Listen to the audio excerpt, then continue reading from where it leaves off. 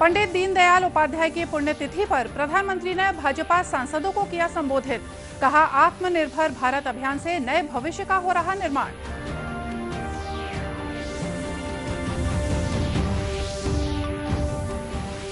राज्यपाल ने भूमकाल के शहीदों की स्मृति में जगदलपुर में स्मारक बनाने की घोषणा की। कहा, यहां का विकास और परंपराओं का संरक्षण है प्राथमिकता।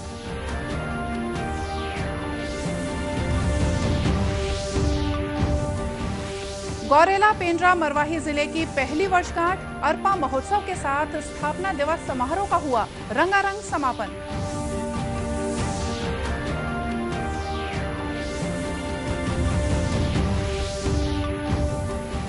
और रेल यात्रियों की सुविधाओं और मांग को ध्यान में रखते हुए दक्षिण पूर्व मध्य रेलवे कल से शुरू करने जा रहा यात्री गाड़ियों का परिचालन।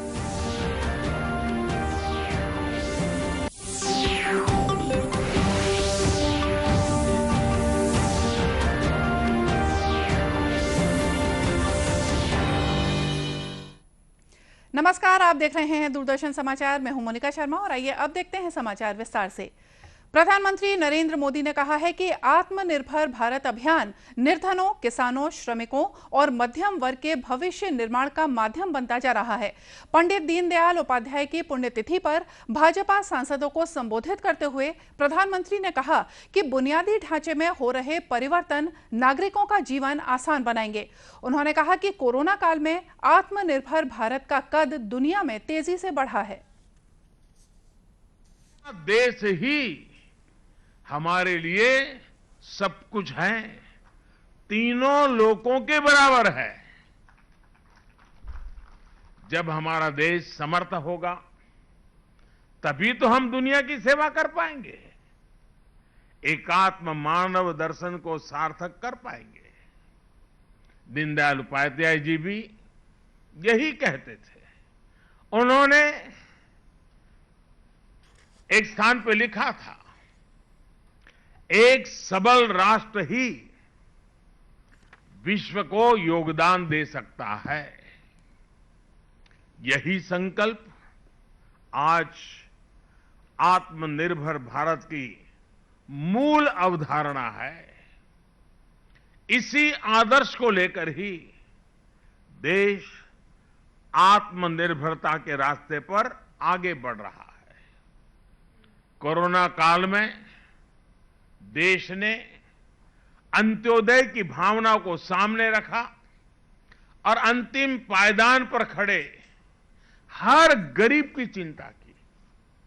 आत्मनिर्भरता की शक्ति से देश ने एकात्म मानव दर्शन को भी सिद्ध किया, पूरी दुनिया को दवाएं पहुंचाई और आज दुनिया को वैक्सीन भी पहुंचा रहा है। श्री मोदी ने कहा कि पंडित दीनदयाल उपाध्याय के आदर्श अब भी प्रासंगिक हैं और वे हम सभी के लिए प्रेरणा स्रोत हैं। इधर प्रदेश में भी पंडित दीनदयाल उपाध्याय की पुण्यतिथि पर श्रद्धांजलि कार्यक्रमों का आयोजन किया गया। भाजपा के प्रदेश कार्यालय में पंडित उपाध्याय को याद कर श्रद्धांजलि दी गई। राजनांदगांव में इस अवसर पर एक संगोष्ठी का आयोजन किया गया। संगोष्ठी में भाजपा के राष्ट्रीय उपाध्यक्ष और पूर्व मुख्यमंत्री डॉक्टर रमन सिंह ने कहा कि पंडित उपाध्याय ने एकात्म मानववाद के सिद्धांत को लोगों को समझाया, साथ ही अंत्योदय के जरिए समाज के अंतिम व्यक्ति का कल्याण किया।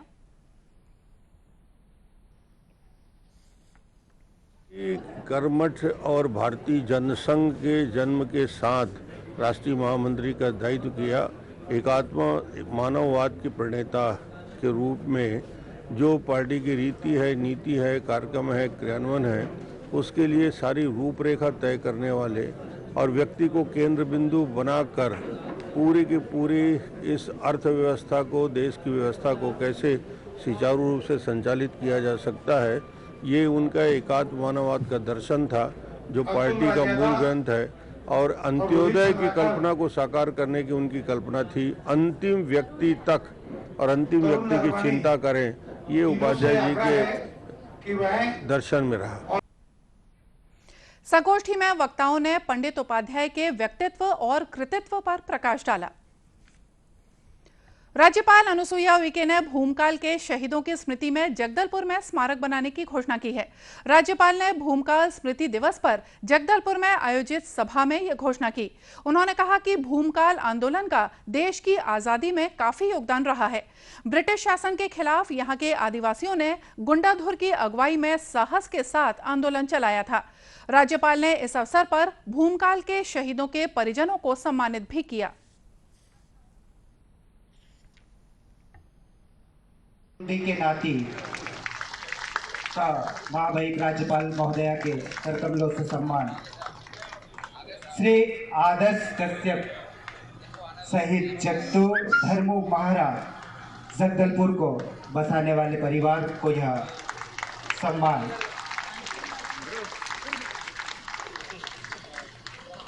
बहुत बहुत धन्यवाद। सम्माननीय आज जगदलपुर में पत्रकारों से चर्चा करते हुए राज्यपाल ने कहा कि अनुसूचित क्षेत्र की संरक्षक होने के नाते यहां के लोगों के अधिकारों के संरक्षण का काम करूंगी। सुश्री उइके ने कहा कि राज्यपाल को 5वीं अनुसूची में इसके लिए अधिकार भी दिए गए हैं। 5वीं अनुसूची क्षेत्र के अंतर्गत जो 96 में पेशा कानून है उसका ये क्रियान्वयन किस तरह से हो और वहां पर आदिवासियों के विकास के लिए उनको उनकी तमाम चीजों का उनको संरक्षण मिले और उस क्षेत्र में शांति बनाए रखना और साथ साथ उनकी परंपरा, उनकी सांस्कृतिक धरोहर उसको रखना और बहुत सारे ऐसे प्रावधान की जो उनको जमीन दूसरे अन्य गैर आदिवासी का ट्रांसफर ना हो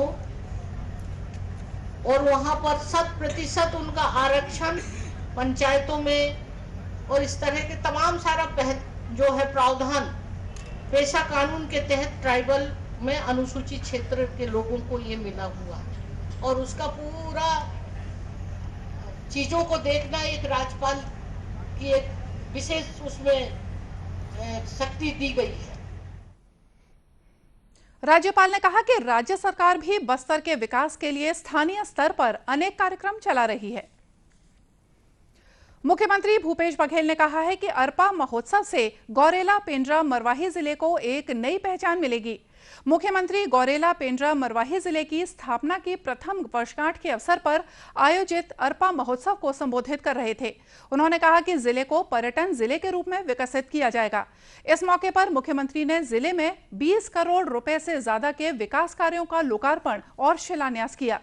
महोत्सव के समापन अवसर पर मुख्यमंत्री श्री बघेल ने स्थापना दिवस के दौरान आयोजित विभिन्न प्रतियोगिताओं के विजेताओं को पुरस्कृत भी किया।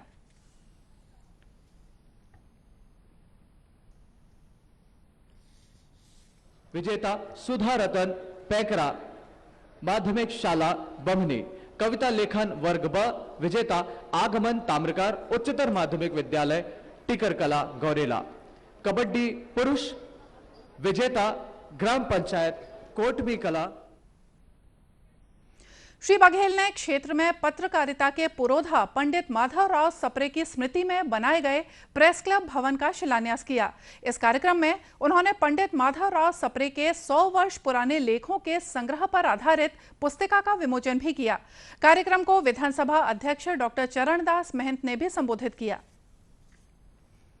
खबरों का सिलसिला आगे भी जारी रखेंगे, लेकिन फिलहाल लेते हैं एक छोटा सा ब्रेक।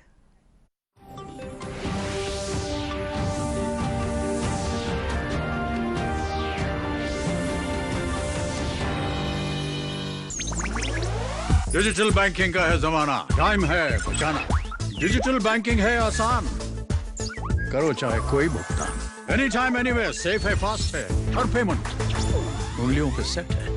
लेन देन के हैं ऑप्शंस कई, IMPS, NEFT, UPI भी। 24 घंटे करते ये काम, पेमेंट आसान और रहे आराम।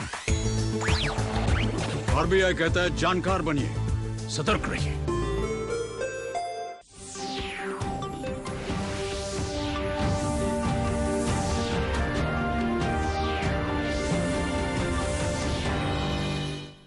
ब्रेक के बाद एक बार फिर से स्वागत है आप सभी का दूरदर्शन समाचार में।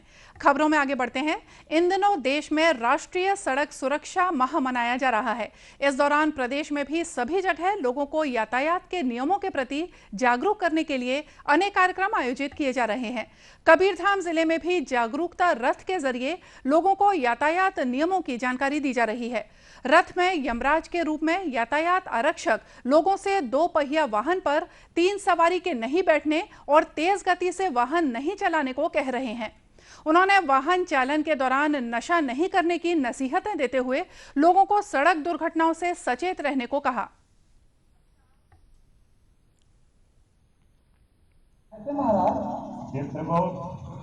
आपने देखा है पिछले 1 माह से कबीरधाम यातायात में लगातार जन जागरूकता अभियान चलाकर लोगों को जागरूक कर रहा है।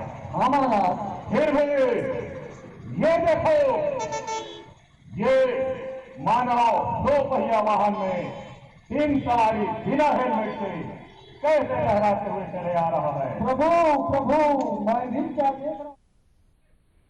वहीं दुर्ग में भी राष्ट्रीय सड़क सुरक्षा माह के दौरान जागरूकता कार्यक्रम चलाए जा रहे हैं।